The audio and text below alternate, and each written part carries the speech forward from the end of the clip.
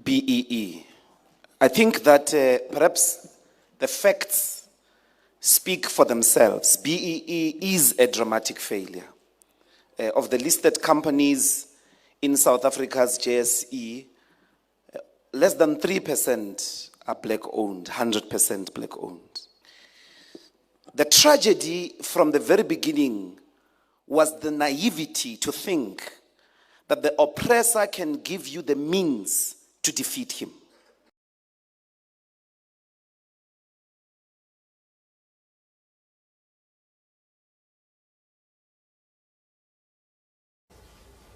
According to the World Bank, this is the most unequal society in the world as measured by the Gini coefficient.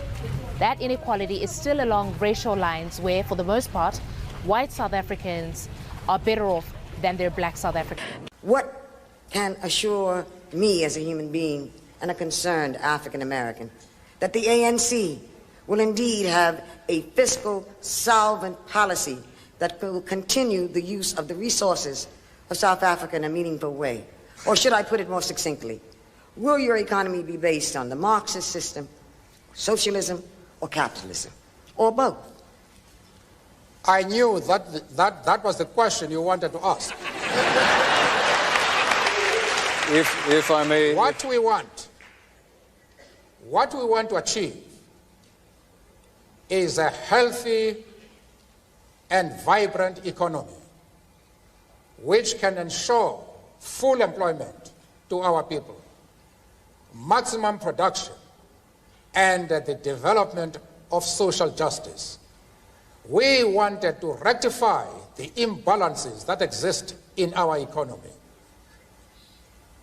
One of the companies, well-known companies in the country, one company owns more than 75% of the shares quoted in the Johannesburg Stock Exchange.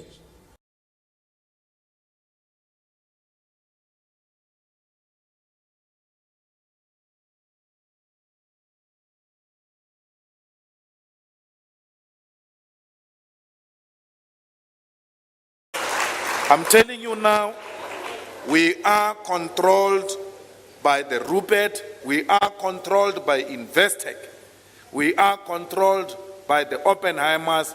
They have deployed Pravin to look after their interest.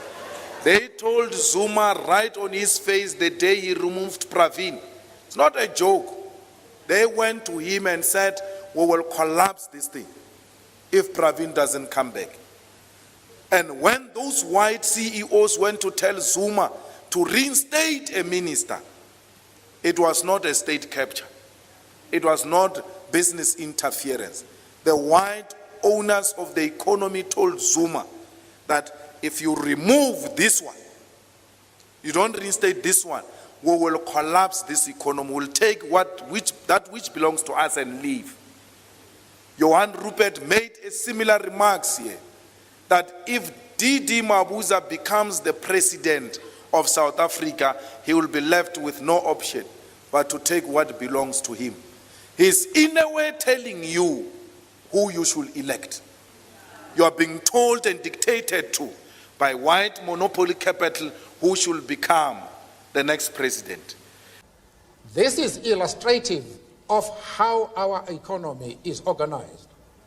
It is not the resources of the country are monopolized by a white minority, even in that minority by a few individuals, whereas the masses of the people, especially blacks, are left poor. It looks like we're going into a serious crisis.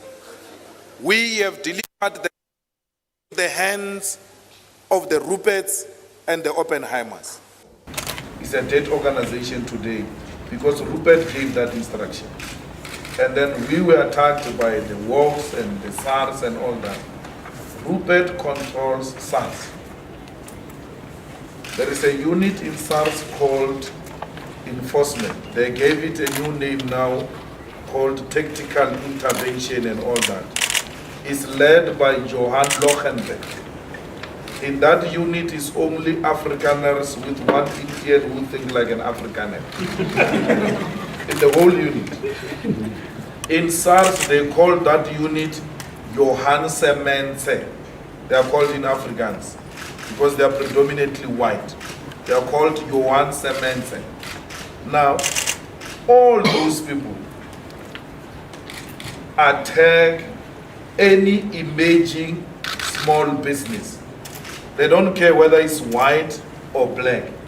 Any strong emerging business which is in direct contestation with what the Ruperts and them are specializing in, it will receive a huge consistent attack from SARS, not to help them to be compliant, but with an aim to close them down. If you don't believe in white monopoly capital, you don't live in South Africa. There's no science to that statement, I'm afraid. There is no science to that statement. I'm saying produce the evidence.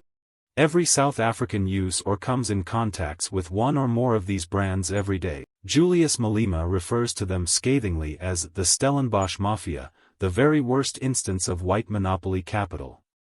But who honestly are these mega-wealthy individuals, and what influence do they exert not solely on Stellenbosch but more widely on South African society? Author of the book The Stellenbosch Mafia, Peter du Toit begins by exploring the roots of Stellenbosch.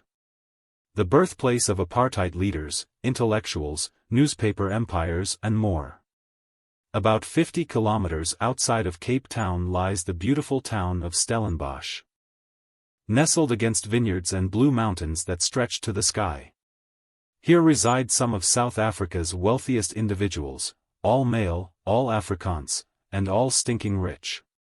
Johan Rupert, Jannie Mouton, Marcus Just and So it was naive in our view from the beginning to think you could ask South Africa's white capitalist owners to include, number one, black people, number two, to transform the economy against their own domination. Last question, and then I'll move to the wider continent. Just supposing you were in charge, what would you do with Eskom?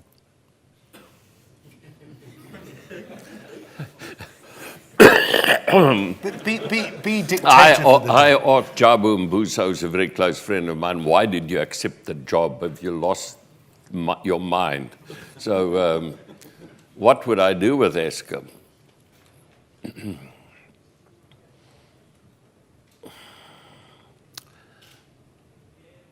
Yes, split it in three, but I would privatize as much of the SOEs, as many of them as I could.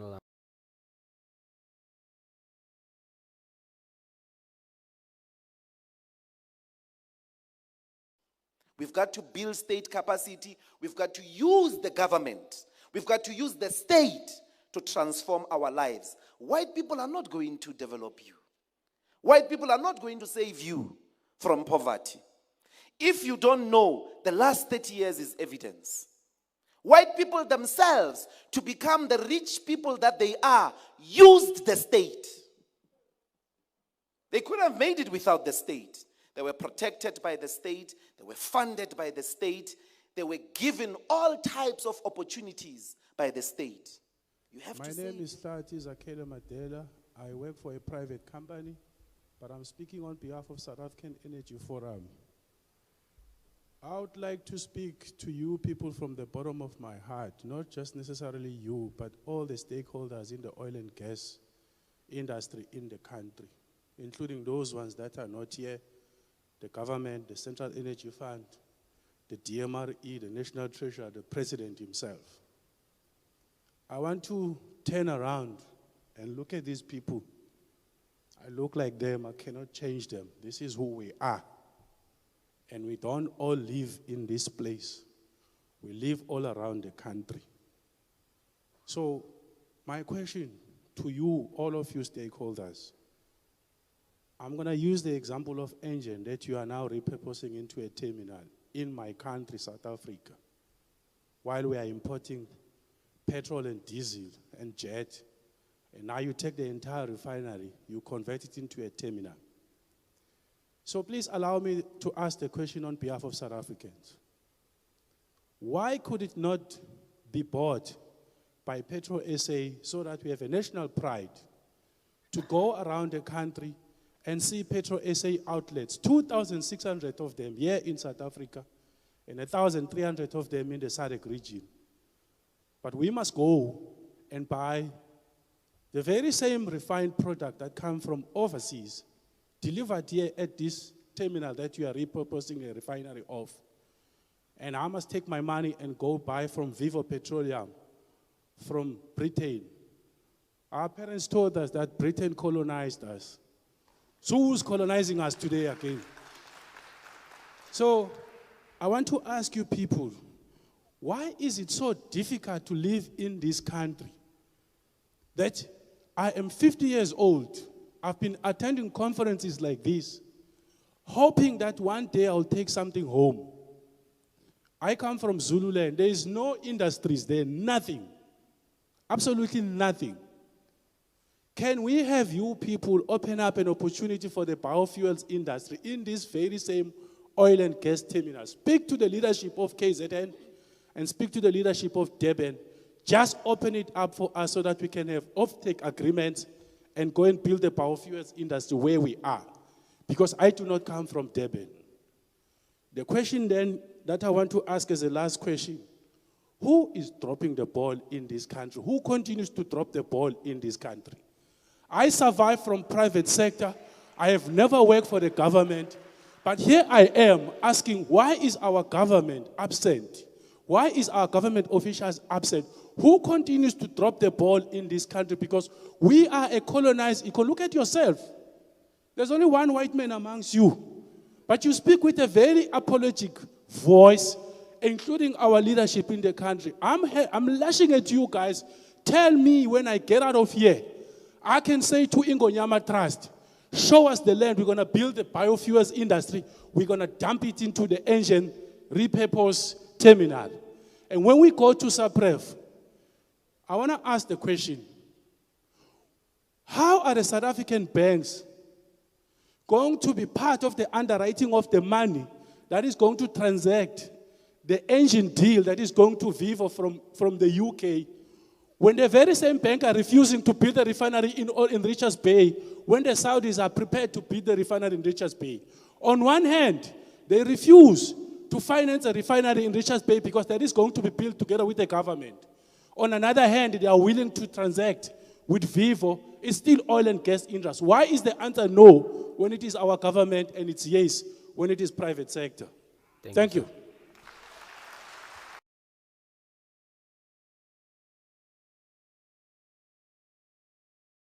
The South African banks don't believe in you. They don't believe in black talent. They'll never give you enough money to be able to become a captain of industry. There's nothing we can do until we have a bank of our own. So step number one, we need a bank. And that bank must become a state bank. That is going to give you, that is going to waste money on you, like the apartheid government did on Afrikaners. The most important person in the world is the storyteller. The storyteller sets the vision, values, and agenda of an entire generation to come.